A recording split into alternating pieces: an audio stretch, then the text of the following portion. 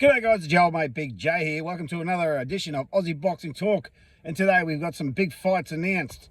So, as at yesterday, current IBF and Ring Magazine Cruiserweight World Champion Jai Opeatia will be defending his belts on January the 8th, 2025 on the Gold Coast, right, against number one contender Haseen Sincara. This will be at the Gold Coast Convention Centre, where Jai won the belt off Mia Prius back in July of 2022. Right, and this is, I don't think there's a better way that you could start the year of Australian boxing, right?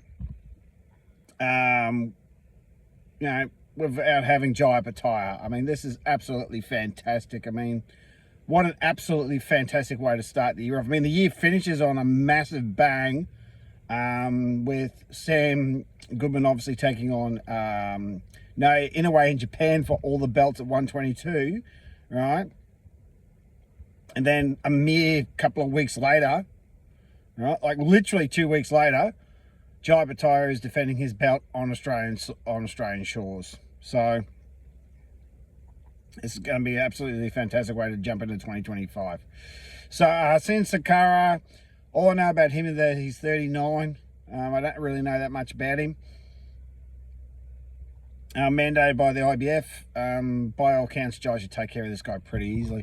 But No Limit actually had their card the other day. I mean, back on Jai, I'm going to make sure I get to that fight, because January, Gold Coast in summertime is... Gold Coast any time of year is fantastic to be at.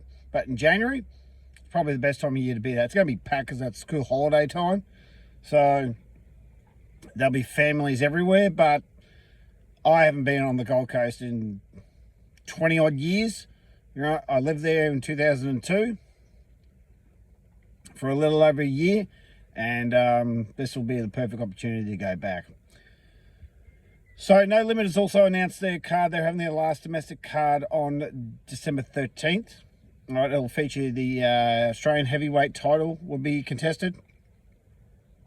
There'll be a IBF middleweight title, and probably one of the most anticipated rematches of the year in Case Scott, who's 4-0, versus Desley Robinson. I think Desley might be 11-3. I could be wrong. I don't have the record in front of me.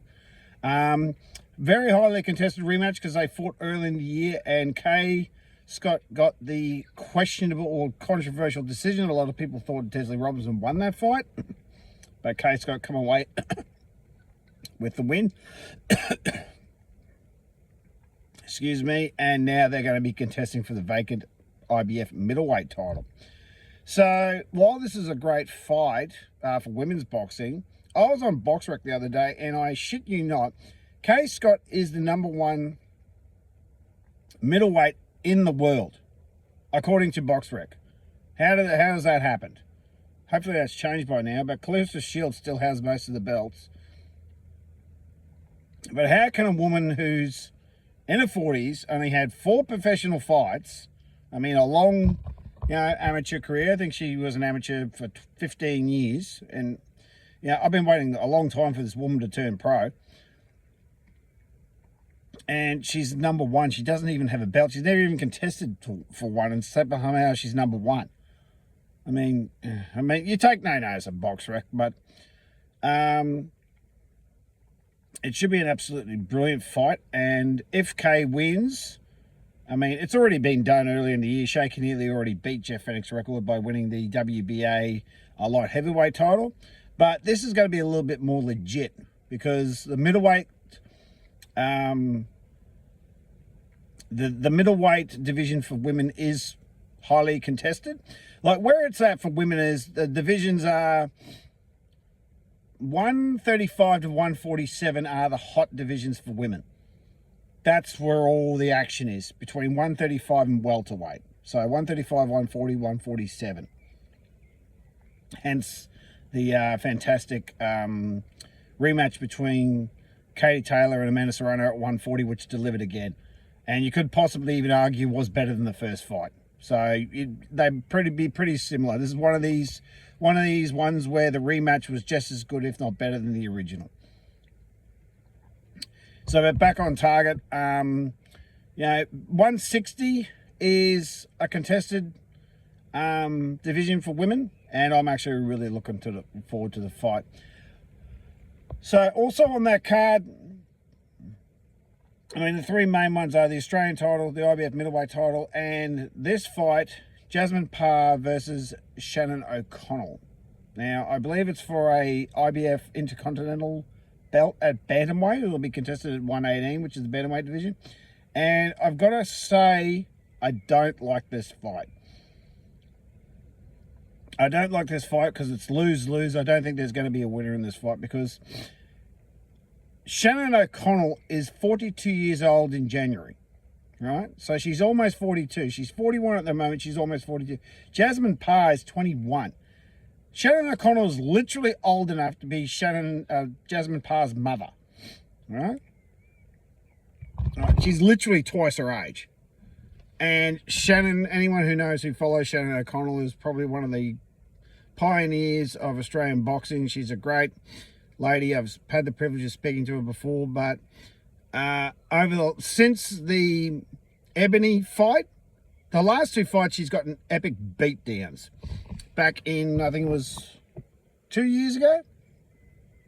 It was 2 years ago, almost to the day, where Ebony Bridges beat the absolute piss out of her, right? And then recently, only a couple of months ago, Mia Morrow, who's the IBO Super Bantamweight champion, stopped her in like 4 rounds on another no limit card. So, excuse me, I'm not a fan of Shannon being in the ring. I think she should have retired after the Ebony fight. There's no rhyme or reason for her to take this fight against Jasmine Parr. She'll most likely lose, and I guess people would be thinking that it's the passing of the torch. And, you know, Shannon is one of the queen of Australian boxing. Let me make one thing perfectly clear. This is not a hate on Shannon. These are just facts. Shannon O'Connell was never the queen of Australian boxing. Right? Never. Maybe for 3 seconds when she beat Shanika Johnson, who, mind you, is a Kiwi,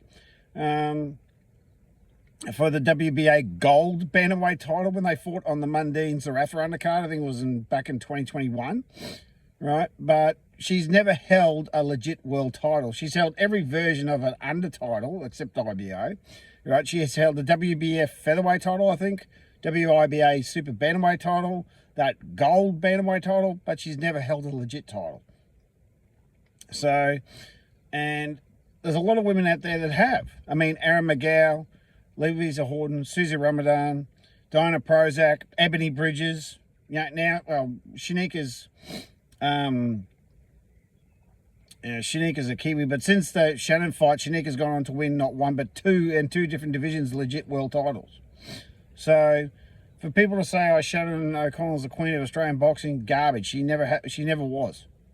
And that's just speaking facts, because Shannon never fought Susie, and that's a travesty to this day.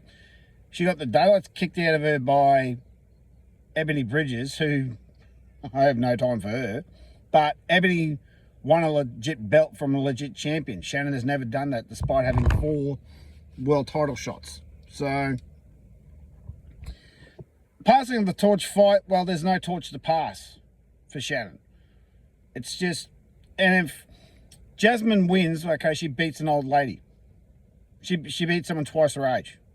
What credibility does that give for Jazzy? She beats a woman who's twice her age, who's had two bad losses in the last 2 fights. What credibility does that give Jazzy? And if Shannon wins, that completely derails Jazzy's career, because no one's going to be like, she's going to end up like Taylor Robinson. When Taylor Robinson got beat by Shannon O'Connell, Taylor Robinson's career took a complete nosedive.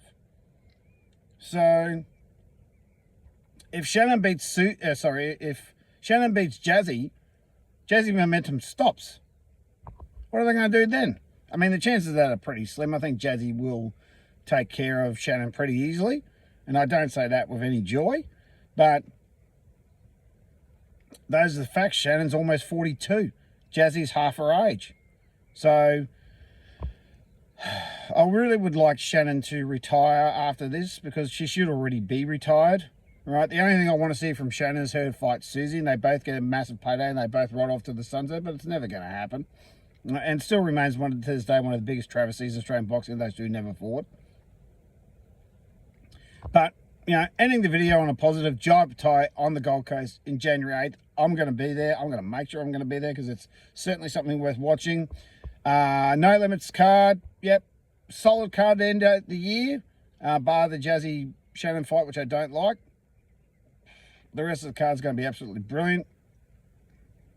Of course, Sam Goodman going to get his opportunity against Inouye on Christmas Eve. But literally, it'll be a Christmas miracle for Sam to win. But if he does, it'll be the biggest upset in Australian boxing, well, boxing history, to be honest with you. So that's it from me, guys. Enjoy your day. It's a beautiful Friday morning. So, tackle a bull, wrestle a croc, harden yourselves the fuck up. Have yourselves a great day.